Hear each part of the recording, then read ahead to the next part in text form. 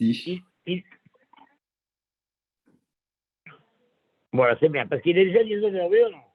Ouais. Ça va, mais c'est pas grave. Les autres, ils arriveront au milieu. Voilà, il y a Voilà. plus d'enregistre de toute façon. Très bien, exactement. Alors, voilà, il y a un Teilim, le Teilim 16, où David Amelech dit Mirtam le David, Shomreni el ki hasitibach. Allô, tu entends?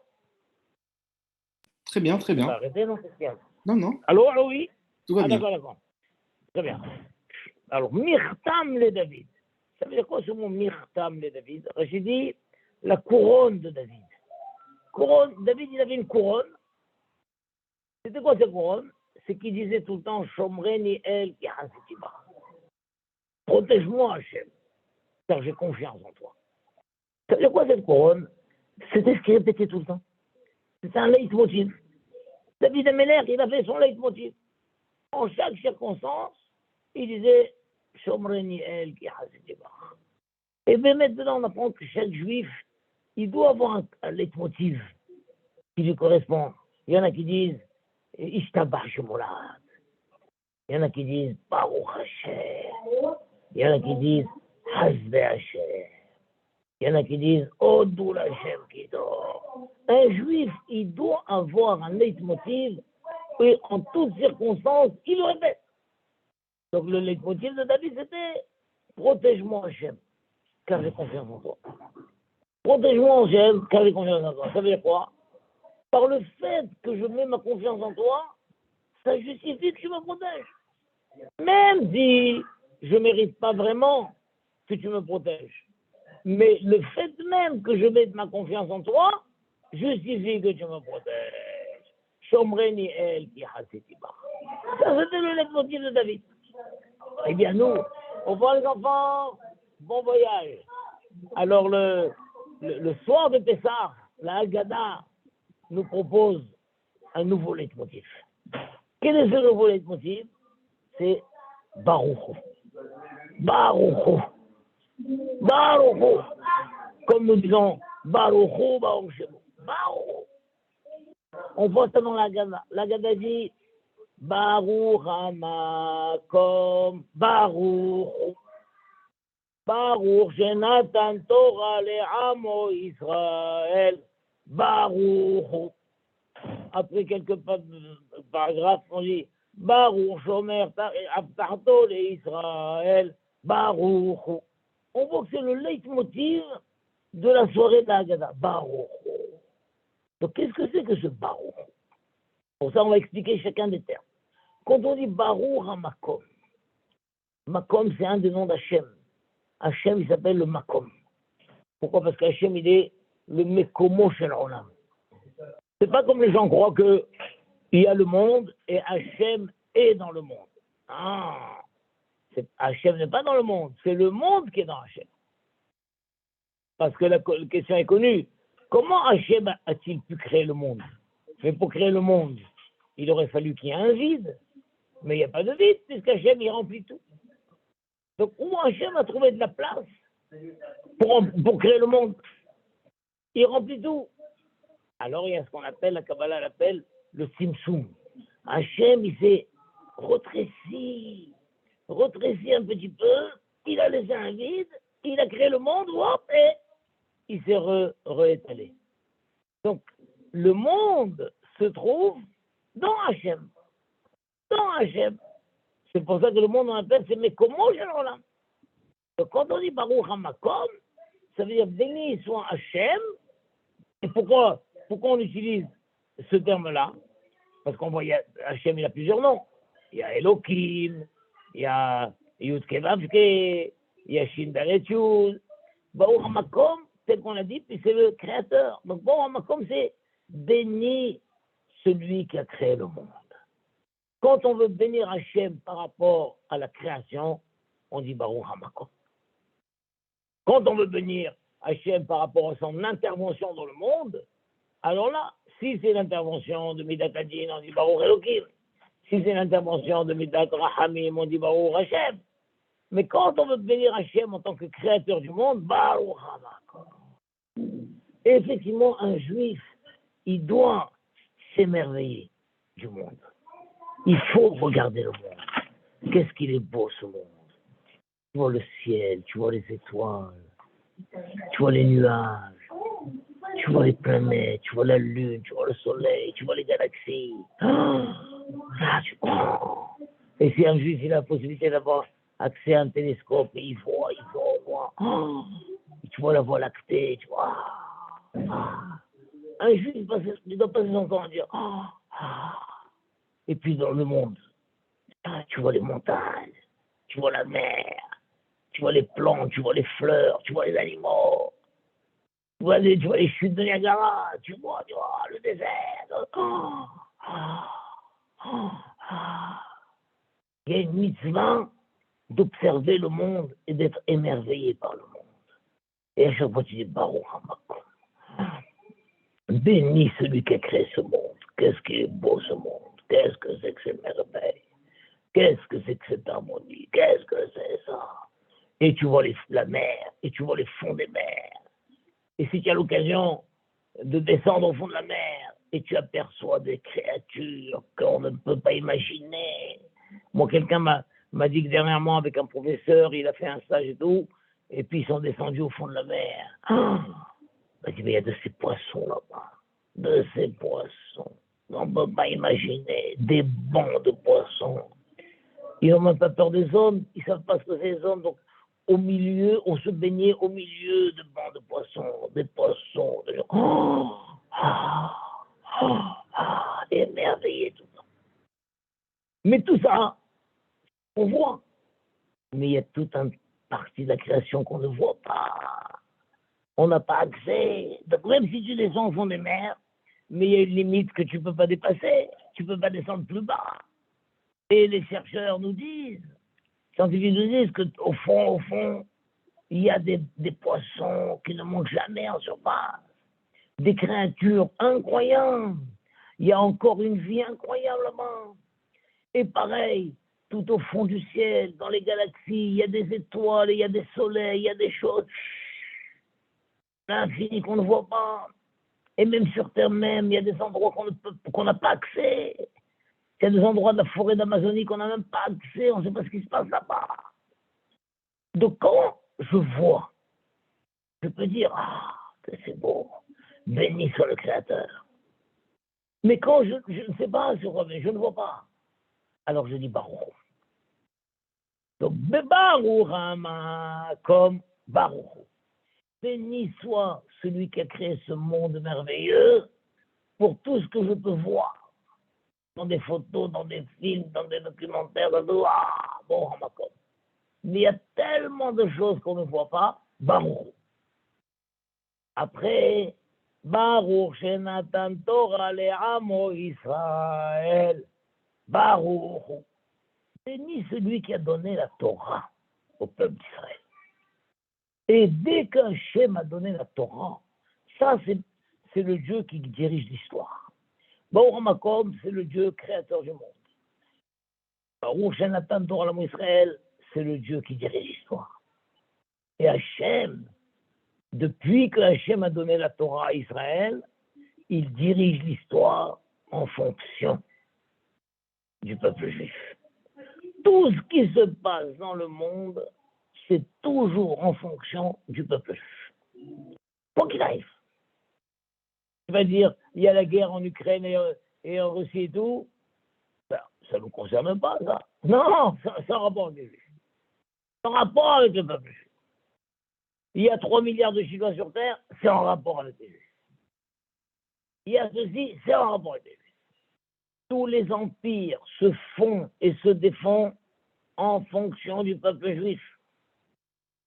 Quand Hachem avait pris la décision de détruire le premier temple, alors il a élevé l'empire de Babylone. Parce que Hachem ne donne pas la destruction du temple entre les mains d'une nation sous-développée. C'est toujours la nation la plus développée qui peut détruire le Beth Amikdash. Donc, tout ce que Babel est monté, Nabucodonosor, tout ça, c'est pour les préparer à détruire le Beth Amikdash. Mais une fois qu'ils ont détruit le Beth Amikdash, ils ont terminé leur rôle dans l'histoire, ils ont disparu. Après, il a fallu détruire le deuxième Beth Amikdash. Alors Hachem a élevé l'Empire romain. L'Empire romain a régné sur le monde entier. Parce que pour détruire le Beth Amikdash, seul un empire qui domine le monde entier. Hachem ne donne pas une telle chose à une nation de second ordre. Et une fois que les Romains ont détruit le Beth Amikdash, quelques siècles après, ils ont disparu. Et c'est comme ça tout au long de l'histoire. Tout ce qui se passe, c'est toujours en fonction du peuple juif. Les croisades, et l'Inquisition, et les Cosaques, et la Shoah. Pourquoi Hachem il a élevé Hitler? Parce que c'était lui qui devait faire un choix. Incroyable. Tout ce qui se passe dans le monde est en fonction du peuple juif. Alors des fois, on le comprend, on le voit. Donc quand on le comprend, quand on le voit, des fois on le comprend sur place, des fois on le comprend avec des années de recul. Alors on peut désigner ça. Et on dit Baruch Shenatan Torah le'amo Israël. Béni celui qui a donné la Torah au peuple juif. Et donc, il dirige le monde en fonction de la Torah, en fonction du peuple juif. Mais des fois, on n'y comprend rien. On n'y comprend rien. Quelqu'un dit, je comprends rien à ce qui arrive là.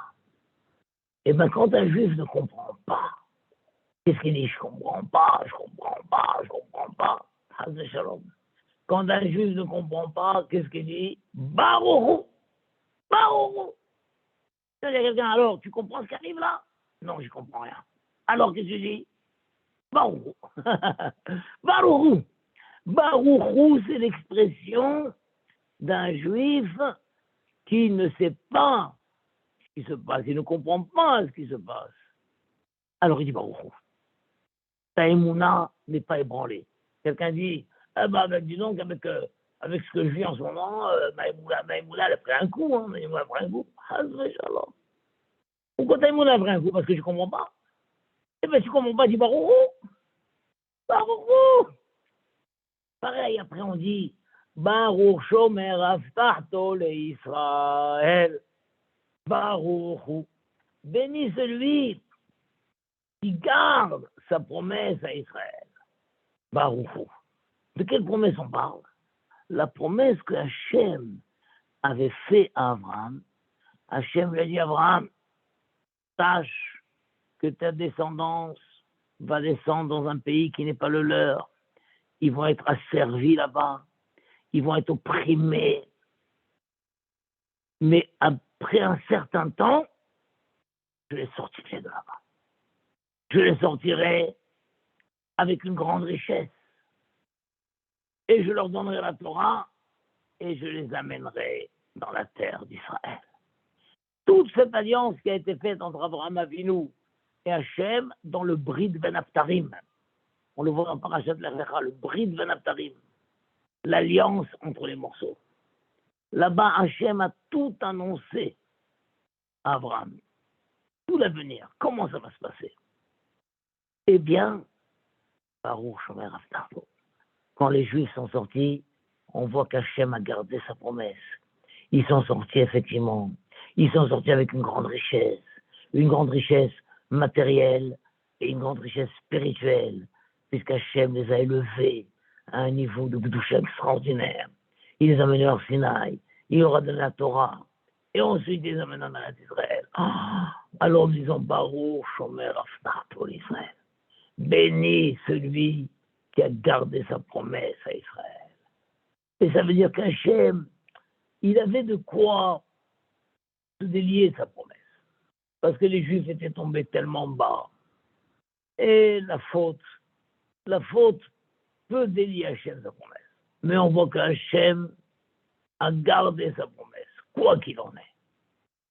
Baruch, béni soit-il. Il y a des aspects de la promesse que je n'ai pas vus, des situations que je ne vois pas. Baruch. Et cette promesse, elle est valable sur toutes les générations. Comme le texte nous dit là-bas, והיא שעמדה לאבותינו, והיא שעמדה לאבותינו ולנו, שלא אחד בלבד עמד עלינו לכלותנו, עמד עלינו לכלותנו. Et voilà, et c'est elle qui s'est tenue pour nos pères et pour nous. De qui on parle? On dit elle. Qui elle? Elle, cette promesse. Cette promesse qu'Hachem a fait à Abraham Avinu, elle est toujours là. Elle se tient tout le temps là. Pourquoi? Parce que ce n'est pas un seul qui a cherché à nous faire du mal. Je fais Choldor, Vador, on me dit Malenu, dans toutes les générations, il se lève sur nous pour nous détruire. Dans toutes les générations. והקדוש ברוך הוא מצילנו, מצילנו מידם. והקדוש ברוך הוא מצילנו, מצילנו מידם. Et que beaucoup nous sauvent de leurs mains. Alors ça aussi, des fois, on le voit. Des fois, on le comprend. Des fois, on voit comment ça marche. Et des fois, on n'y comprend rien. On ne comprend rien du tout. Et qu'est-ce qu'on fait? Baruch. Donc, le leitmotiv de la soirée de Pessah, c'est une puissance de la Emouna. La Emouna, c'est je crois en Hachem. Quand je comprends, je comprends. Et quand je comprends, je désigne. Et je sais sur quoi je dis merci. Et quand je ne comprends pas, je dis merci aussi. Mais comment je veux dire merci, je ne comprends pas. Alors dis Baruch. Et d'ailleurs, nous, on voit qu'il y a l'expression Baruch ou Baruch Shemo. Pourquoi on dit Baruch ou Baruch Shemo? On aurait dû dire Baruch Shemo, Baruch ou. Baruch Shemo, bénis son nom, c'est-à-dire toutes les interventions d'Hachem. Si Hachem, il intervient en tant que justicier, bénis son nom, alors le nom de Elohim. S'il intervient en tant que Rachmanout, miséricordieux, bénis son nom, le nom de miséricorde. S'il intervient en tant que créateur, bénis son nom, c'est un makom. Bénis son nom, c'est la situation où je peux désigner le nom d'Hachem. Mais quand je ne comprends pas, je dis Baruch. Alors on aurait dû dire Baruch Shemo, Baruch. Mais non, on dit le contraire. Baruch ou Baruch Shemo. Parce qu'en vrai, dans la majorité des situations, on ne comprend pas. C'est rare que l'on comprenne. C'est rare qu'on puisse désigner la chose. Dans la majorité des situations, on ne comprend pas ce qui nous arrive. Et bien, quand on ne comprend pas, on dit Baruch. Baruch. Là, j'ai lu une histoire incroyable la semaine dernière. Un monsieur a pris en stop. Quelqu'un qui fait du stop en pleine autoroute, il s'est arrêté. Il a pris un stop. Il a fait quelques centaines de mètres avec lui. Des voitures de police entourées de l'autre côté. Arrêtez-vous sur le côté de là-bas. Qu'est-ce qui arrive? Des mitraillettes braquées sur lui. Sortez de la voiture, les menottes. Allez, montez en fourgon. Mais pourquoi? Qu'est-ce que j'ai fait? Complice de quoi? Allez, montez. Il arrive, on lui dit, mais c'est un grand assassin. Bon, c'est ça. Donc il y avait un rendez-vous avec vous, vous l'avez pris? Mais pas du tout, pas du tout. Je suis un simple conducteur. J'ai vu quelqu'un qui fait du stop, je me suis arrêté. Eh ben, on va vérifier tout ça au poste. Allez, André. Il arrive, il le met dans une cellule avec des brigands, de type violent et tout. Il dit, qu'est-ce que je passe? Ils vont me casser la figure pendant cette nuit-là, qu'est-ce que je vais faire? Il tremblait, il disait, Hachem, qu'est-ce que j'ai pas fait, Hachem? J'ai pris juste un petit stop. Je termine la nuit au poste avec des voyous, des violents. Et alors, à un moment, il a vu que dans la cellule, il y avait des livres. Ils ont prévu une sorte de petite bibliothèque pour les détenus. Et il y avait un livre de médecine, de sauvetage, les gestes à faire pour sauver quelqu'un. Alors, il est tombé sur le passage, quelqu'un fait une crise cardiaque, comment on fait, quels sont les symptômes, comment on fait pour le ranimer, là. Alors, il a lu la page, les 2-3 pages à lui, il a pris par cœur. Il s'est dit, je vais mimer une crise cardiaque. Eux, les policiers, c'est pas les médecins. Ils vont tomber dans le panneau, et comme ça, ils vont me sortir, ils vont me mettre à l'hôpital. L'hôpital. Et à l'hôpital, ça va, le temps qu'eux, ils font l'enquête, ils vont voir que je suis innocent, au moins je passe une nuit à l'hôpital. Alors, c'est ce qu'il a fait, il a appris par cœur des réactions que doit avoir quelqu'un qui fait une crise cardiaque, tous les gens appellent crise cardiaque, ils dans l'hôpital, là-dedans. Une fois qu'il arrive à l'hôpital, ils l'ont examiné, il était sûr qu'ils allaient lui dire, mais c'est rien du tout. Tout d'un coup, vite, au poste, d'urgence, au bloc opératoire. Il dit, non, non, c'est une blague, j'ai rien du tout. Comment on a rien du tout? Vous êtes bouché, l'artère bouchée à 99%. À quelques minutes près, vous aurez fait une crise cardiaque en plein autoroute. Ils lui ont fait un pontage, je ne sais pas ce qu'ils font là-bas, et ils lui ont sauvé la vie. Et le lendemain matin, les policiers arrivent, en lui faisant signer son acte de libération, ils disent, on a vérifié, effectivement, vous n'avez aucun contact avec cet assassin, et voilà, et excusez-nous de vous avoir emprisonné, et au contraire, je vous remercie, vous m'avez sauvé la vie. Donc voici quelqu'un, il lui arrive une aventure, il n'y comprend rien. J'ai juste un autostoppeur, je termine en prison, je ne comprends rien. Et en fait, ça lui a sauvé la vie. Et il tombe sur un livre, par hasard, il tombe sur un livre qui me donne les gestes de sauvetage. Et il imite les gestes de sauvetage. Il arrive à l'hôpital et on le sauve la vie in extremis. Donc quand un juif ne comprend rien, il dit Baruch. C'est ça le message de la soirée de Pessah. On doit sortir du sort du Seder avec une émouna. La émouna, ça n'existe pas de dire Maïmouna a pris un coup, Maïmouna chancelle. Ah, shalom. Tu comprends, tu désides. Tu comprends pas, tu dis Baruch. Baruch, Baruch, Baruch. Voilà, c'est ça le leitmotiv d'un juif. Baruch. Et c'est pas beaucoup, c'est 2 mots à dire. 2 mots à dire. Baruch, Baruch, Baruch. Voilà, mes chers amis, c'est ce que je veux vous souhaiter à tous, de vous renforcer dans l'Emouna. Moi aussi, que tous les juifs se renforcent dans l'Emouna et que tous les juifs clament dans toutes les situations, quelles qu'elles soient, Baruch, béni soit-il. Voilà. Chag Sameach, mes chers amis. À très bientôt. Je vous aime beaucoup. Chag Sameach, Rabizon. Chag Sameach. Voilà, de Strasbourg, là. Les Strasbourg sont réveillés, ça y est. Ils se sont réveillés, les Strasbourgeois. C'était superbe. Merci beaucoup. Sûrement lundi prochain, on ne fera pas, parce que c'est Pessah, on ne fera pas lundi prochain. Oui. On reprendra après les fêtes. Ça marche, pas de souci. Allez, je vous embrasse tous. À très bientôt. Au revoir, Jacob. Au revoir, tout le monde. Au revoir, Chag Sameach à tout le monde. Chag Sameach. Chag Sameach, très bien. Ça va très bien. Au revoir. Au revoir. Et vive Strasbourg. Strasbourg, Paris, Montpellier et tout le monde, là où il y a des juifs. Je vous embrasse très fort. Et à Yerushalayim, bien sûr, extraordinaire. Je vous embrasse très fort. À bientôt, mes amis. À bientôt. Au revoir.